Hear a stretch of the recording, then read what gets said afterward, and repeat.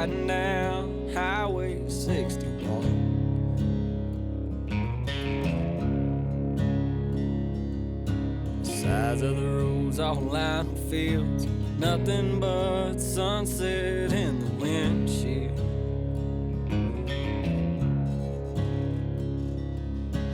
Feel it as soon as I ride into town. This is where I go to slow down. Miles and miles of soybeans and corn. I'm in the place where the blues was born.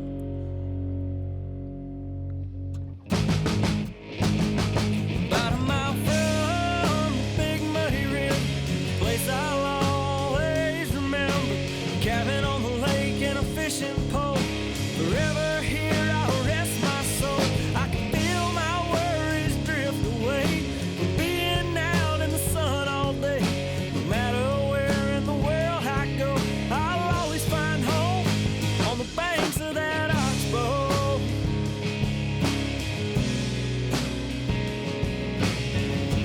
What's up, guys? Brad Chappell back with you. We're at the Grizzly Jig Show, spring 2024, and I've got two sticks with me, and I mean heavyweights, literally, that put thousands of crappie in the boat every year. But we're going to concentrate this morning and talk about some techniques to help you catch more crappie in the springtime.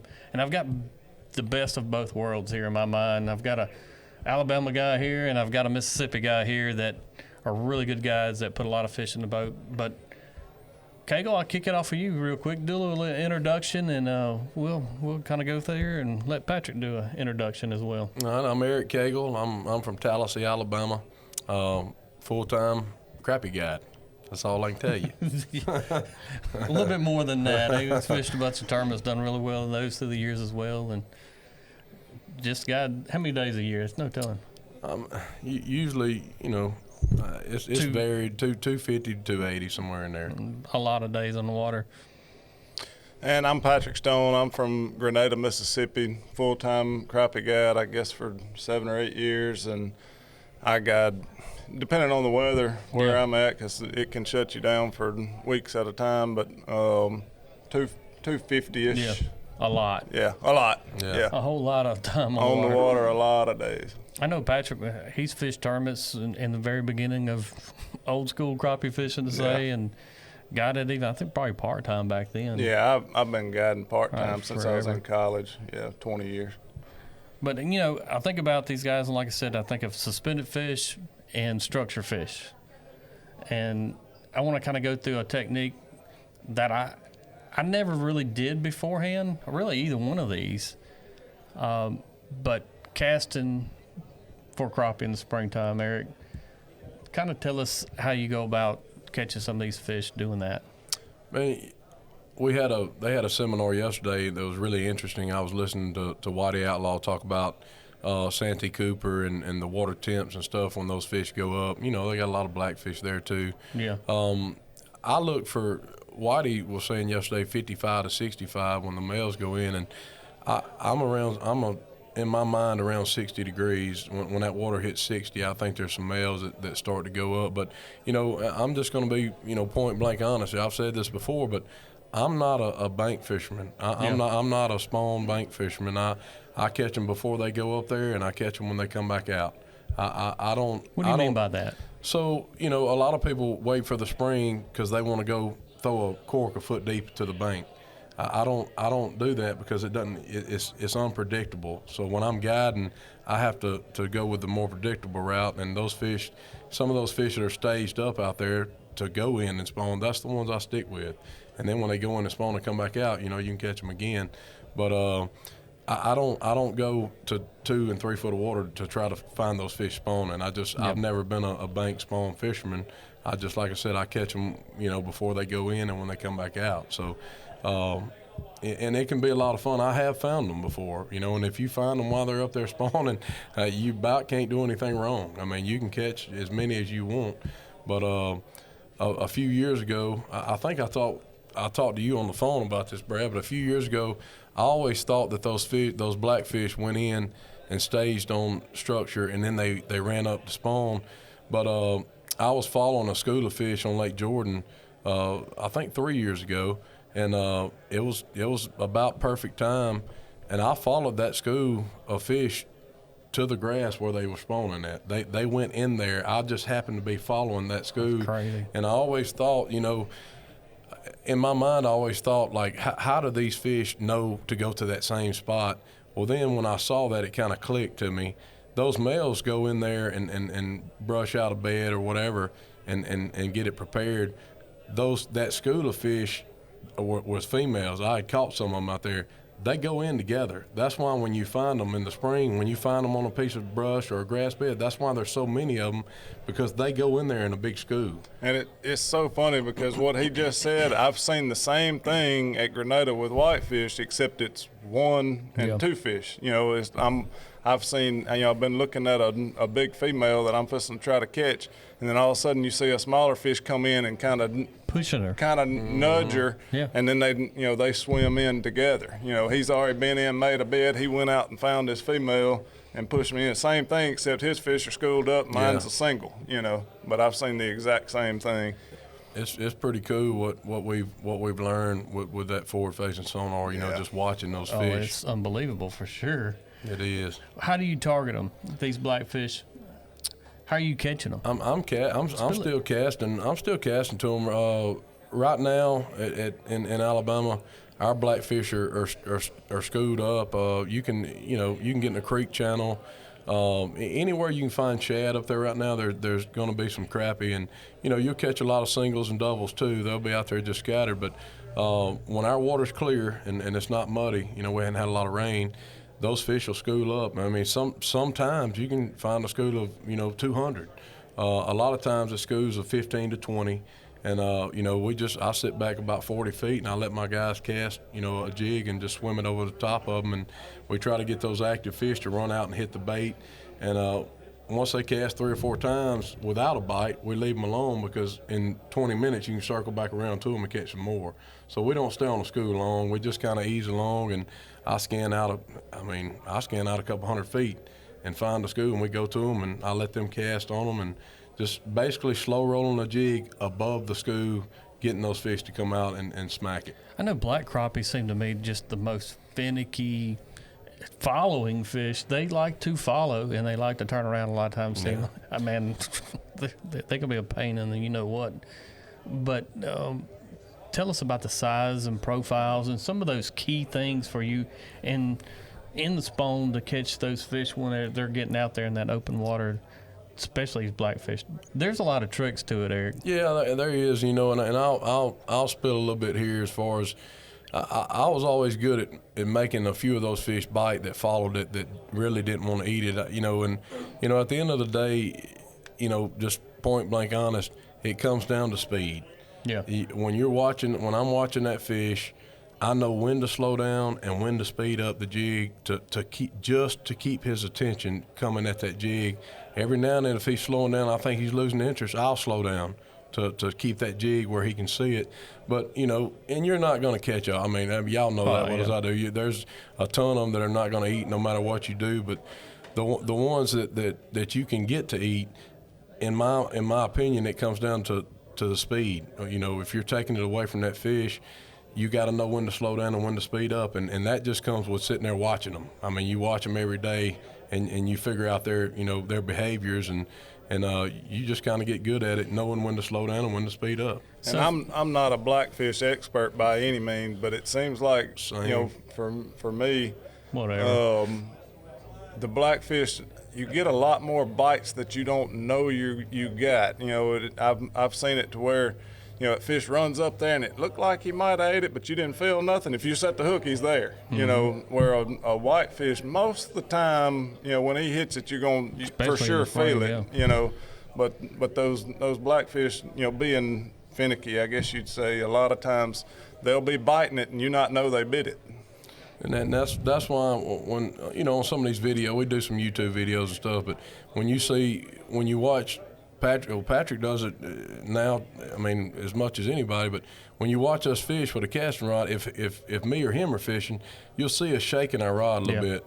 And that, I don't know when I started doing that. I mean, I guess just I don't know. I told Patrick that, you know, when we first started fishing together, but it's to feel pressure. It's not really to move. You don't really want to move and wiggle the jig. It's more to the line. to feel a little pressure on it, and you got a bite, because a lot of them you don't feel. Yeah, if it change, you know, when you're shaking that line, it's a pressure deal. If you can barely feel whatever weight jig you have, and those he's right, those blackfish bite so lightly. If anything changes, if it gets lighter, if it gets heavier, you set the hook. I mean, that's pretty much it. And, you know, sometimes he's not there, but a lot of times he will be. Well, I tell them, a lot of my clients, and I see the same thing, and I'm like, set the hook, and they're like, well, I don't feel anything.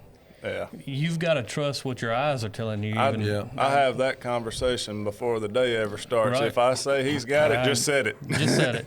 It's kind of like baseball. You'll never hit a ball out of the park if you don't swing on it. That's right. And it's kind of like this crappie fishing now with live sonar. Beforehand, you always waited on the field.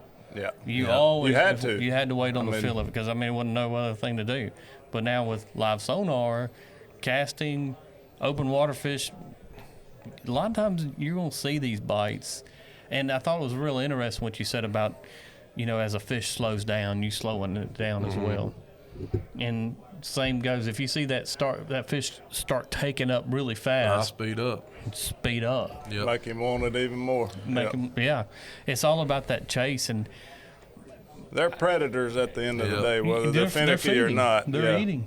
Yeah, they're not going to hit that bait just for the fun of it. They're hungry. And to go back, all three of us sitting here are guides, and y'all already know what I'm talking about, and I know what you're talking about. But when you tell them to set the hook, they better not let it happen twice, or I'm gonna be mad. I can imagine them. Didn't I tell you to hit him? Do you say hit them or set the hook? Well, I've changed up a little bit. I've changed up a little bit the way I guide now. I used to, if the wind's blowing, I still have to sit there beside them, and work to troll them with my foot. But I stand behind those guys now with a remote, and I found out, especially brush pile fishing, I do a little tap system. I watch their line. Yeah. And I can tell every time they get a bite. I can tell by watching their line. That's how I fish. I watch my line. But I sit there and tap them. If I tap you, it means reel, stop, set the hook. That's it. Reel, stop, set the hook. That's it. That's pretty much how and when I'm standing behind them, I can see their line and their rod tip a lot better than when I'm sitting beside them. For sure. When you're standing, when you're elevated behind them, you can. It gives me a better view of their line. And the more I told somebody this yesterday, the longer that Patrick and I have been guiding, a lot of our clients are, and yours too, Brad. A lot of our clients are repeat customers. Yeah. When they show up now, it's easy because they're trained. They already know what to do. Yeah. So we show up and put them on fish, and they catch them. But that's nice. It makes it easier on us. But yeah, a lot of those guys coming back, it make my life easy. Yeah, no doubt. You're talking about casting these springtime crappie. Tell us about the rods that you like to use, the reels, the line, and different sizes as far as jig heads and such. We use it. I've been using the same. And Patrick's going to get a lot of this stuff. Yeah, I've been using the casting. He and I use the same thing. Mm-hmm. That's what's doing. And he'll talk about Grenada, but in Alabama, I use a 6 or 7 foot rod. If they're really shallow, I'll put a cork on there. I'll pitch a cork, for shallow fish. But the lightest jig head I can get away with, because that gives me more time to I can pause it longer. Yeah, I can leave it in front of them longer. So 6 pound high vis K9 is about all I use for 5 years now. I personally think it's the best casting line on the market. Not only because it's fluorocarbon and it doesn't have any memory, which is a big deal. My clients, a lot of them don't fish much. I never hardly have a tangle. I never hardly have a knot. It's easier on me to use that line. And I'm I don't get nothing out of K9. They're a sponsor of mine, but if they didn't have good line, I wouldn't use it. I believe it. Yeah, right. Exactly. But anyway, that's really true with all of our sponsors. If we don't use it, there's a reason. Yeah, that's right. Not taking anything away from the stuff that we don't use, but if we're confident in it, or they wouldn't be our sponsors. Well, I had to, years ago, I'd have to change my line every 3 days or so guiding, because when you first show up and that client casts out there, you don't want, you loop. Right. That you can't do that. I mean, they can barely feel the fish hit as it is. And, with the line being looped, that just takes away. But anyway, I use 6-pound high-vis K9, a 6 or 7 foot casting rod, and the smallest jig head that I can get away with. I like a minnow head. That's what I have confidence in. And I use, which Patrick, Grenada Lake Tackle Company's come out. They've got minnow heads now that I use a lot of in Alabama now too. And I still use some wire hooks, some wire minnow heads that I've been using for years too. But like just the 99% of the time, a 16th ounce jig head. I know you're targeting these mainly black crappie. Are you using a smaller hook compared to a Mississippi guy? I know. Yeah. We use the big hooks, but that was one of the things that he did when he designed those minnow heads. That's what I was telling him. He wanted to get into the blackfish market, and right. I said, we just got to have a smaller hook because on blackfish we use small hooks. So the minnow heads with Grenada Lake Tackle Company, they have a smaller hook in them than the football heads. But yeah, it's a small hook. What sizes are you making in those, Patrick? The 132nd and the 124th have a number 4 hook in them, and the 116th's got a number 2. So. No, that's definitely something that I'm gonna check out. Color-wise, what you got in colors? All the basics: orange, chartreuse, pink, black, white, and red. Good bit. Those blackfish in the springtime. Give us some color ranges that you like to use over there, Eric. And we fish clear water mostly, so I'm a natural color, monkey milk or anything gray and black. If it's dark outside, a black and chartreuse. At certain times when they're biting, anything will work. But if I had to pick 3 colors, it'd be black and chartreuse, monkey milk, gray and black. That's pretty much all we use every day. So they either bite it or they don't. Right. Well, they bite it for you. I know that already. Patrick, and now we're going to come to you. Different animals here. Totally different ball game. I mean, it's a different creature that you're targeting when we go into the springtime. Right. Pretty much no black crappie at all over there. Yeah, and very few. Very. We're seeing a few more at like Enid than Grenada or whatever. But, yeah, we're not targeting them by any means. We're chasing the big white crappie, and it's muddy. In the spring, the lakes are just coming up. It's going to be muddy, so casting's out. Gone. They can't see it long enough to follow it and chase it. So it's long rod fishing. You're just trying to hold that bait in front of the fish. And what he said, I don't really target those spawners either. All the people down there that wade or whatever, that is not my deal. Don't call me for a wading trip because I'm not getting out of the boat.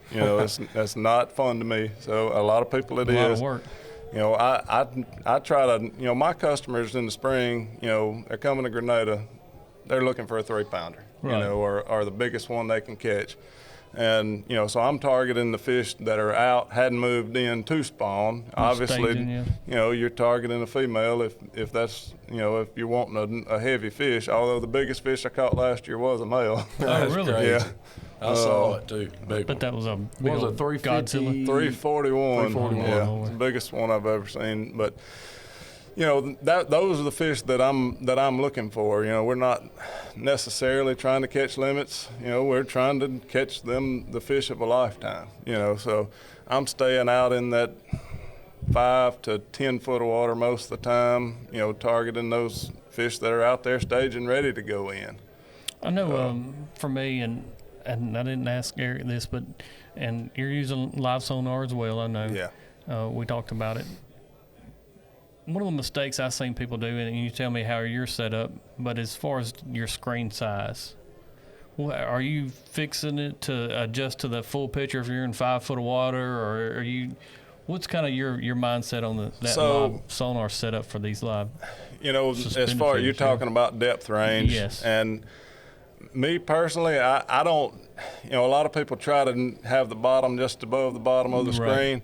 I use like 3 settings on the bottom range. It's 30 if they're deep, 20 probably 80% of the year, and I go to 13 is as low as I So go. if you're in 6 foot of water, you're If not I'm gonna in have that 2 foot of water, I'm still at 13. Why is that a key for you? It's consistency for me. The whole live scope deal for me is consistency. If you're constantly changing that bottom depth, the fish size on the screen is constantly changing. If you go from 20 foot to 10 foot, well, that fish is twice as big now as he was at 20. So, it's so my eye gets adjusted, and I know what a big one is and what's not. If you're constantly changing it, you got to catch one to see how big he is. That I don't. It's all in your brain. What you're seeing as to what it actually is. But yeah, I go to 13 feet when I know I'm going to be in that 10 foot or less water for a couple of months in the spring. I go to 13, and when they move back out, I go to 20. Right. If I have to go to 30, I will. I But can't go to 30. 20 is is really where is my sweet spot, and I leave it there. Like I say, probably 80% of the year I'm on 20 feet on depth range. What about your Eric? That's about the same thing. 20 foot's my sweet spot, and I mean if I'm in 10 foot of water, I still leave it on 20. Now if I get up in 5 foot of water, I'll go to 15 or something like that. But I try to stay 15 to 20, and if it's deep, I'll go 30. But about the same as him, really. 20 foot's my sweet spot too. I like staying on 20. And on the deep, when we're talking about 30, we don't care how deep the bottom is. That's right. We care how deep the fish are. Exactly. If I fished all winter long in 25 foot of water with the bottom range at 20. I don't. Yeah. If all the fish are not below 20, I'm targeting the ones that are a little shallower. I'm comfortable with that 20 foot mark, but once you start, I mean, I know in the first part of December this year, we had some fish where were 24 to about 27 foot water right on the bottom sitting. Yeah. And dude, it was just like, oh my God, this was. You got to get adjusted to it. It takes a while, but I think to become good with live scope, and both you guys are very good at it, you've got to set that consistent mark and really learn what you're seeing from even the jig sizes, being able to see those jigs and identify that's just not a minnow floating. You got to say, well, I know that's the size of my jig and the size of these fish too. I know one of the things when I got live scope, I was wanting to fill that screen up. So I'm like, I've got a 12-inch screen. I want to see a 12 inches of screen. I want every inch of that screen I can utilize. I think we all played with it some until we got comfortable with what we got comfortable with. You're like, wait a minute, if I do that, I'm trying to catch a minnow on my screen. I know that first year I had got into like some 4 foot of water, and I had it dialed down to 5 or 6 feet. And I'm like, hey, man, there's a fish by this stump, I got to catch him. And I fished and fished and fished. Oh, that's a big one. And I caught him, and he was about that long. Yeah, and I was like, well, I've been fishing with it on 20 or 25, for months. And then I zoomed it down to 5. Yeah, he looked big, but, he just wasn't. And that's where you can use the grid to kind of judge size of fish. I do that. Subject. Do you use grid still or not? Yes, I definitely do. I do. I do too. I do. I know a lot of guys don't, but I don't see. I don't understand why you wouldn't. It don't hurt you. Right. I mean, obviously, different people see different stuff, and how they compute stuff in their brain. But where I fish, I mean, it's a 12-inch fish as a keeper. So if he don't fill up half of a 2 foot square, long, then don't worry about it. I'm not trying to catch him. I like using the grid, and like I said, I think it's the guiding part for me was it lets them to, I guess, understand what that screen is showing them. If I say, all right, this is 20 foot, and you see each block, like Patrick just said, we're looking for fish that's going to fill that up. If it's anything besides that, we're not going to really care about it. And I can't tell you how many times I've said, that looked like it was close, but that line is 2 foot above that fish. Yeah. You're 2 foot above him. You got to. It looks on the screen like you were there, but you wasn't. Hey, how many times when they cast out there? How many times when the jig needs to come back toward the boat do they do this? They move a joker left. Hey, bud, look, there's no left and right. It's forward and backwards. I think that's one of the first things everybody that guides definitely will live sonar is First thing, there is no left and right on this screen. Yeah. It's close to you and away That's from right. you. It just, Left and right's done with the trolling motor. that's right. If it's not on the screen, it's not straight ahead. That's of us. hard though. If you've never done it, I mean, like even for us, if you've never done it, you're sitting there. You know, you just got to go left. So you in your mind, you know, Yeah. move it left. But It's a training of your mind almost when you're Yeah. getting into live scope, and you've got to train And that your just brain. clicks one day. Yeah. For me, it did. It's like I can, you know, I was messing up, and one day I was like, I pull it back in there, you know, I'll catch him, you know. So it just, the more you do it, the more comfortable you get with it. These springtime Grenada fish, they can, and I haven't fished really Grenada that much in the last 4 or 5 years, but I'm hearing they like to run a lot. Yeah, they're definitely getting wise to the live scope, or the boats chasing them or whatever. They're definitely changing. We touched on it in our seminar earlier. 3 or 4 years ago, you know, the fish might swim away from you, you know, and you just get the boat same speed as him and get the jig over in front of him, he'd pop it, you know. Now they like to run and stop. Run and stop. Yeah. You know, so that's where these trolling motors on the back, you know, everybody uses a different brand or style or whatever. You got to be able to stop if you're going to be consistent at Grenada in the spring, especially when they're in that top 3 or 4 feet of water column, because you just run over them when they stop. You know, you got to get on it hard to chase him down, or he's going to get away from you. And then he stops, you got to stop. You know, it's different. You know, it's definitely getting more challenging than it was, say, in 2020, 2021, where they would, you know, just slow ease away from you, and once you get a jig in front of them, they bite. They'll still bite it when you get a jig in front of them, but they how they act got a little before, bit more tricks in their game then. Yeah, they definitely do. What about you? What is your basic setup whenever you're fishing in the springtime, catching those suspended? Yeah, so my basic setup, I use a Huckabee K-rod, which is 16 foot long. I use a heavy braid. I use 45-pound K9. Just don't break it, you know. You don't break it, and you don't have to retie it often. I guess call me lazy or whatever.